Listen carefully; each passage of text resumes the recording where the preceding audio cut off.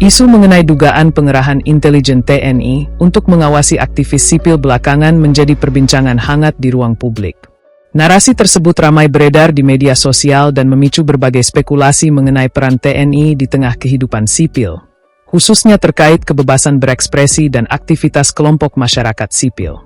Di tengah berkembangnya berbagai tudingan tersebut, TNI akhirnya memberikan penjelasan resmi.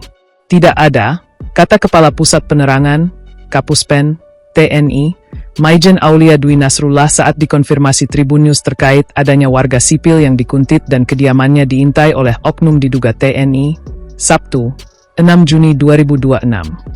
Ia menegaskan bahwa informasi yang menyebut adanya pengerahan intelijen untuk memata-matai aktivis sipil tidak benar. Lebih lanjut, bahwa persepsi yang berkembang di publik perlu diluruskan agar tidak menimbulkan kesalahpahaman yang semakin luas. Direktur Eksekutif Jaringan Moderat Indonesia, Islah Bahrawi mengalami teror yang diduga dilakukan oleh aparat militer. Teror itu terjadi sejak bulan Mei lalu. Rumah dan keluarganya diintai oleh orang tidak dikenal, OTK.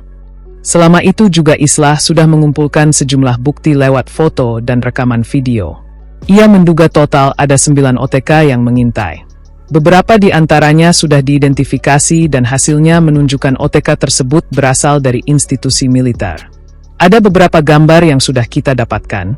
6 orang itu ternyata teridentifikasi sebagai anggota TNI. Saya perjelas, anggota TNI. Jelas Islah saat diwawancarai di gedung Yayasan Lembaga Bantuan Hukum Indonesia, YLBHI, Jumat, 5 Juni 2026.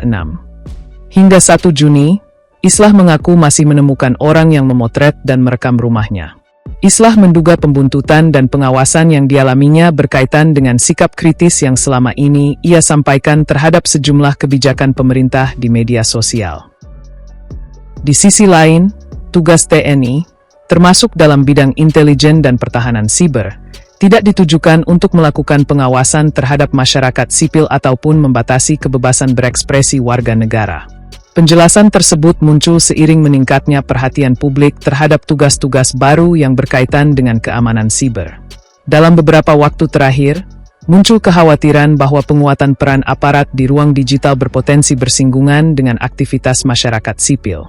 Namun Kementerian Pertahanan menegaskan bahwa fokus utama yang dimaksud adalah menghadapi ancaman terhadap kedaulatan negara, bukan mengawasi aktivitas warga. Dan tugas pertahanan siber yang dijalankan TNI berada dalam kerangka operasi militer selain perang atau OMSP. Dalam pelaksanaannya, TNI lebih diarahkan untuk menghadapi ancaman strategis yang dapat mengganggu keamanan nasional, mulai dari serangan terhadap sistem pertahanan negara, infrastruktur vital, hingga berbagai bentuk sabotase digital. Selain itu, ancaman disinformasi juga menjadi perhatian serius. Di era digital saat ini, penyebaran informasi palsu dinilai dapat menimbulkan gangguan terhadap stabilitas nasional apabila tidak diantisipasi secara tepat. Karena itu, kemampuan pertahanan siber dianggap menjadi salah satu instrumen penting dalam menjaga keamanan negara. Meski demikian, TNI menegaskan bahwa ruang lingkup tugas tersebut tidak mencakup aktivitas pemantauan terhadap aktivis sipil maupun kelompok masyarakat tertentu. Ada perbedaan yang sangat jelas antara upaya menjaga keamanan negara dari ancaman siber dengan tuduhan melakukan pengawasan terhadap warga negara. Klarifikasi ini muncul setelah berbagai narasi berkembang di media sosial yang mengaitkan aktivitas intelijen dengan ruang gerak kelompok masyarakat sipil.